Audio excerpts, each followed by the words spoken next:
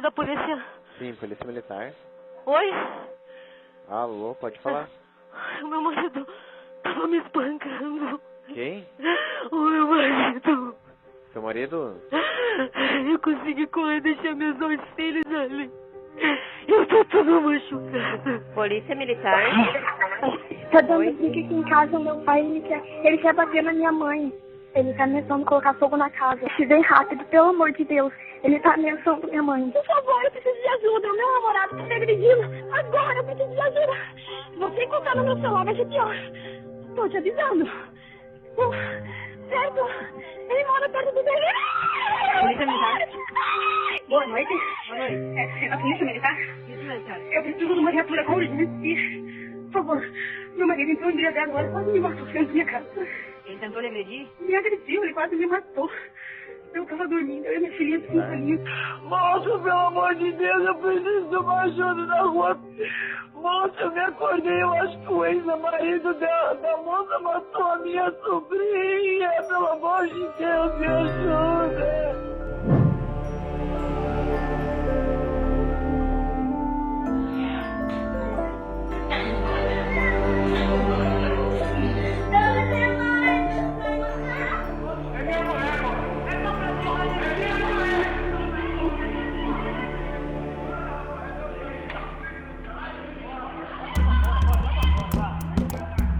Um homem agrediu a ex-namorada num bar. Ele tem uma certeza, ele é o dono da esposa. Um rapaz de 18 anos foi preso depois de confessar o assassinato da namorada. Guarde este nome, feminicídio. Essa é uma palavra que nós brasileiros vamos aprender a usar, infelizmente, né?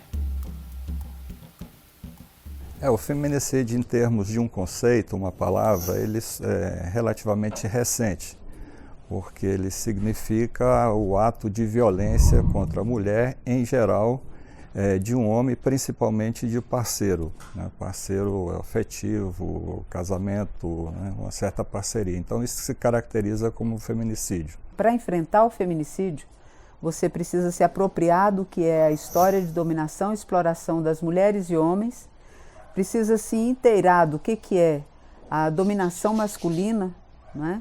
Para poder não reforçá-la mais, né? E isso vale para homens e mulheres, e precisa ter uma educação, tanto do ponto de vista formal, nas escolas, nos cursos, como no ponto de vista informal, na televisão, no rádio, nas redes sociais, de um tratamento de igualdade. Porque a educação não se faz só na escola, né? A educação ela é formal, não formal, informal, e ultimamente, com o poder das mídias, a informal é a que mais tem reproduzido a ideia de que a mulher é propriedade de alguém. A mulher, ela sofre historicamente, né? E isso realmente é reflexo de uma cultura extremamente machista, considera uma mulher realmente um indivíduo menos qualificado, uma pessoa de menor valor. É complicado você conviver com uma história onde a mulher sempre foi colocada em segundo plano, onde algumas décadas a gente ainda não podia votar no nosso país. A gente vive no Ocidente, numa democracia, onde politicamente nós ocupamos tão poucos espaços, até economicamente não ocupamos espaços tão importantes quanto os dos homens. E eu acho que esse retrato, né, esse cenário, ele não nos favorece ainda. A presidente Dilma Rousseff sancionou a lei que torna hediondo o crime de feminicídio, que é o assassinato de mulheres por violência doméstica ou discriminação de gênero. A pena é de 12 a 30 anos de prisão, maior do que para homicídio. E a punição pode ser aumentada se o crime for contra gestantes menores de 14 anos ou maiores de 60. Em briga de marido e mulher, nós achamos que se mete a colher, sim, principalmente se resultar em assassinato. Poucos anos após nós termos a conquista da assinatura da lei do feminicídio, nós entendemos que é importantíssimo dar visibilidade a essa barbárie. Ela é um reconhecimento de que isso é um crime. Ela é um reconhecimento público e dizer para a sociedade, isso não deve existir, você tem que ser penalizado com um agravante, inclusive, né, de crime hediondo. Então, objetivamente, é uma conquista grande que nós não podemos permitir que as forças conservadoras acabem com essa possibilidade. As violências, elas estão estabelecidas dentro da Lei Maria da Penha, conceituadas, né? As violências que ocorrem no âmbito doméstico e familiar. A Lei Maria da Penha não traz figuras típicas. Ela não traz lá artigo tal, bater na mulher, pena de tanto a tanto, xingar a mulher, pena de tanto... Essas condutas não estão na Lei Maria da Penha. Essas condutas estão descritas no Código Penal. A Lei Maria da Penha é uma lei conceitual, uma lei que veio estabelecer processos de atuação, processos de prevenção, como que se deve fazer para que a rede de proteção funcione, mas ela não estabelece condutas criminosas. Quando você fala assim, que é violência quando o homem controla a roupa que a mulher veste, quando o homem controla o horário em que a mulher sai ou volta para casa, geralmente, se for uma situação muito explícita, a gente até consegue conceituar e tipificar dentro de um constrangimento legal, às vezes dentro de um crime de ameaça, às vezes dentro de um crime de cárcere privado, mas para que isso seja tipificado dessa forma, eu tenho que ter uma situação muito expressiva. Então, nós ainda temos que caminhar, eu falo nós aplicadores do direito, nós como sociedade, para que a gente efetivamente consiga tipificar devidamente, de forma justa, todas essas condutas que envolvem a violência doméstica e familiar, em especial, né, a violência de gênero. Invariavelmente a gente trabalha com o ciúme como principal fator para o cometimento de homicídio contra mulheres, em escala assim, de 3 motivações para cada outra motivação que não essa, né? Daí a gente tem crimes de ímpeto, que é aquele crime que a pessoa não pensava em cometer aquele crime, porque normalmente o ciúme, ele até vem precedido de ameaças. Não faça isso, se eu pegar alguma coisa eu vou te matar. E na cabeça do autor, ele muitas vezes pensa em chegar na medida extrema. Agora, 1/3 dos casos, a gente pode dizer que são crimes de ímpeto, aquele que acontece uma discussão por N fatores, por conta de parentes, por conta de uma panela mal cozida, e acaba gerando uma discussão, uma agressão física entre os dois. Muitas vezes os homens também são agredidos, a violência parte da mulher, é uma situação que é pouco falada, né? Apesar da mulher ter menos capacidade física do que o homem, não se compara a força da mulher com o homem, ela começa uma agressão, essa agressão acaba sendo revidada pelo homem, que pelas características físicas acaba matando a sua companheira. Isso não significa que a gente não vai autuar o agressor, mas é para a gente entender realmente o contexto no qual ocorreu aquela agressão. Mas as justificativas, né? Muitas vezes o discurso do agressor é uma mulher intolerante, ou eu não aceito, eu vi alguma coisa no celular dela, eu interpretei mal, ou ela me traiu, eu não aceito a separação, ela é uma mamãe, tem muito isso aqui, a gente separou, ela não cuida do filho direito, mas geralmente o que a gente percebe em tudo isso é a ideia de posse que eles têm mesmo, de que aquela é a mulher dele, né? Se separou, não está certo, eu tenho que tentar refazer essa relação, ela é minha e eu vou correr atrás disso. Ela é minha, ela vai ser minha de qualquer forma. Eu acho que esse sentimento de posse, esse ciúme, essa vontade mesmo de ter poder e controle sobre a vida da mulher.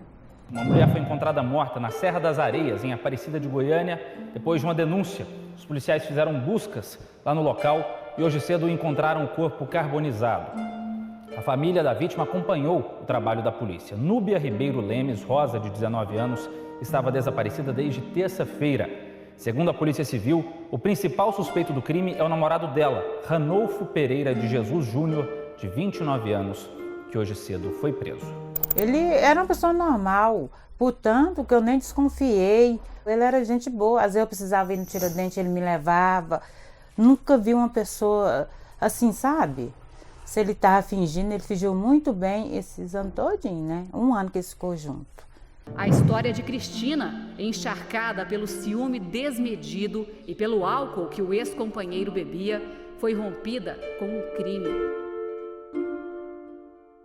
Comecei a namorar com o meu agressor, eu já estava do meio para o fim da faculdade. Mas ele foi um agressor que ele nunca me bateu. ele nunca me empurrou, nunca puxou meu cabelo. O casal tinha um relacionamento conturbado, inclusive já tinha se separado uma vez. O namoro tinha sido reatado recentemente. Eu estava aqui dentro, a criança andando aqui para cá, para lá, e ele ficou lá fora. Notei que ele estava meio agitadinho, mas assim igual ele era, né? Não vi nada, ele não teve gritaria, não teve briga, ele não levou ela à força. Ele agiu normal. Aí a hora que ela saiu, ela falou para mim, mãe, se eu não voltar, a senhora chama a polícia. Cristina nada pôde fazer quando, furioso com o rompimento, o ex-namorado jogou álcool nela e riscou o fósforo. A violência dele era psicológica. Ele dizia que eu tinha acabado com a vida dele, que ele ia suicidar, que eu tinha feito ele acreditar que o mundo podia ser melhor e que eu tinha tirado isso tudo dele, que eu tinha tirado qualquer possibilidade dele ser feliz, que eu não podia fazer isso com ele. Então ele trazia para mim a culpa, né? Você é culpada pela minha infelicidade. Núbia Ribeiro Lemes, de 19 anos, foi encontrada morta hoje de manhã pela polícia na Serra das Areias, em Aparecida. O corpo dela estava carbonizado. O suspeito do assassinato é um namorado, Ranolfo Pereira Júnior, de 29 anos. Tem homem que é muito ciumento.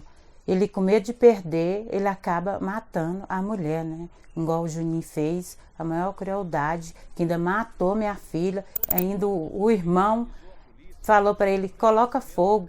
Com quem que se fosse algum lixo, alguma coisa que a gente acha na rua, alguma coisa velha. Minha filha não era lixo, ela morava comigo aqui dentro da minha casa. A dificuldade a gente passava junto, tudo junto. Ele não pensou na filha dela, não pensou em ninguém. Ele só pensou no ciúme que ele tinha dela, de perder ela, igual ele tinha. Ele matou minha filha e me matou também. Cristina Lopes Afonso teve o corpo incendiado e acusa, foi o namorado. O que você diria para as mulheres que são agredidas, sofrem violência e ficam caladas? Eu diria que o silêncio, ele de fato é o maior inimigo de qualquer luta que se tente travar. E que a gente precisa estar na rua, que a gente precisa estar falando, que a gente precisa estar empunhando as bandeiras e com muita dignidade. Ele levou álcool para minha casa, dizendo que a gente tinha que fazer asepsia dos pratos, dos talheres com álcool e tal. E aí ele abriu a porta do armário e tirou essa garrafa de álcool.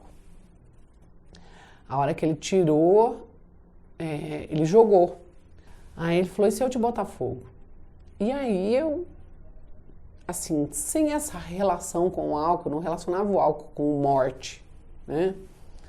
Eu comecei a andar para trás. Aí eu comecei a gritar.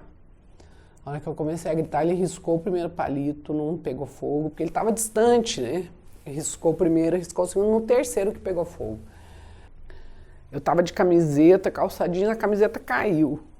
E eu já não estendi o braço, porque eu tampei o rosto, né? E aí fui pro hospital. Cheguei no hospital, fui atendida. E eu me lembro que a calça tava muito molhada, né? Mas inteira a calça.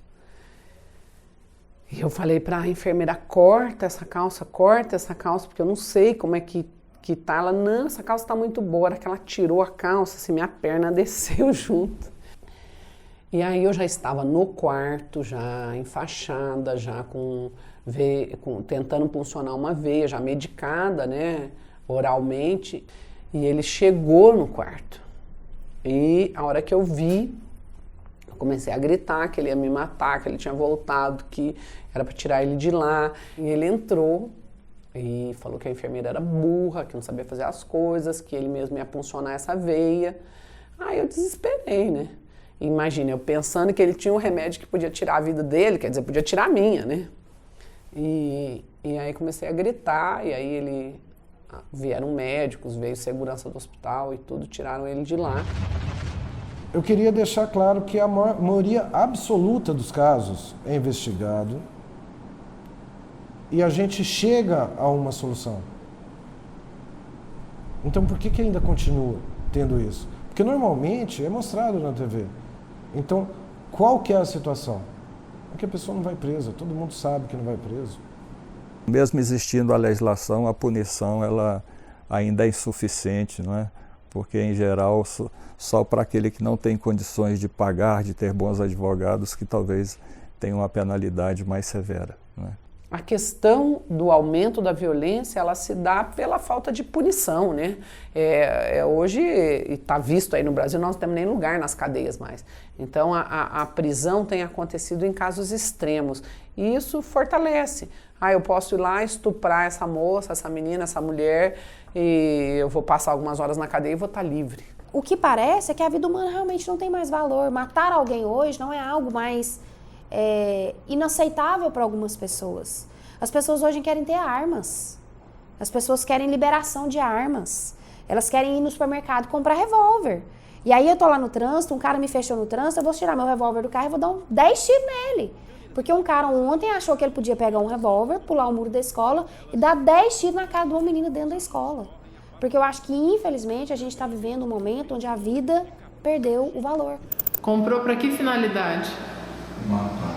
Matar quem? A Rafaela. A Rafaela, por qual razão? Que eu odeio ela. É da cultura do brasileiro que matar é permitido.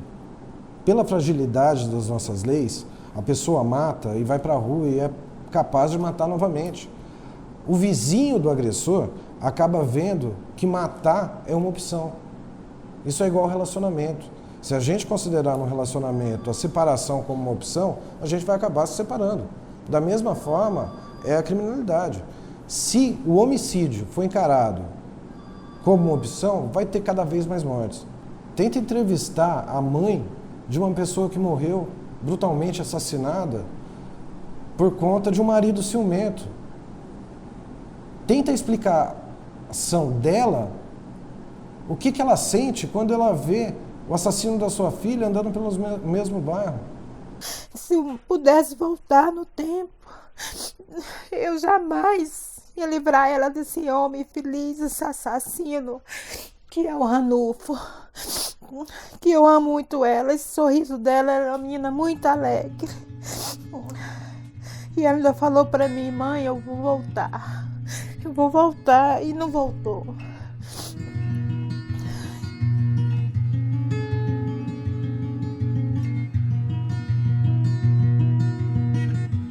Nesse exercício de que a vida não vale nada, de que eu posso matar quem eu quiser, de que matou, foi preso, e eu não sei nem se a imagem desse cara que matou a menina ontem, de alguma forma refletiu medo ou temor em outros homens que querem matar suas parceiras. Eu acho que não. Então, o que a gente deve fazer?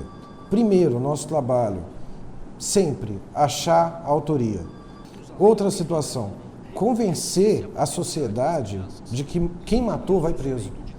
Então, nisso, a mídia tem uma participação decisiva, porque a cada assassino que a gente mostra, a gente está mostrando para aquelas pessoas que teriam a ideia de matar um vizinho com quem não convive bem, por exemplo, de que o crime não compensa, que a polícia vai, investiga e prende. E outra situação, convencer o judiciário a permanecer com o preso encarcerado. Que a gente acredita que somente a segregação é capaz de pacificar a sociedade. Eu não estou entrando aqui na celeuma se a cadeia regenera ou não o ser humano. Só que eu sei que enquanto ele está preso, ele não mata gente de bem. Nenhuma mulher precisa ter medo de sair à rua, tomar um ônibus, ser assediada em qualquer lugar, arranjar um emprego, né? De nenhuma mulher com qualquer característica. As mulheres, enquanto seres humanos, têm direito de viver a vida em condições de igualdade. Independente se a mulher traiu ou não traiu, se ela pensa em se separar, o homem não é dono da mulher, ninguém é dono de ninguém. O que a gente tem que fazer é respeitar a vida. E para respeitar a vida, a gente tem que respeitar aos outros e as leis. Só que a gente tem que ter, para a vida plena, a gente tem que ter amor pelos outros, amor por nós mesmos e respeito pelas leis. E as leis têm que ser boas. Ninguém respeita o que não presta. Tá arrependido? Não.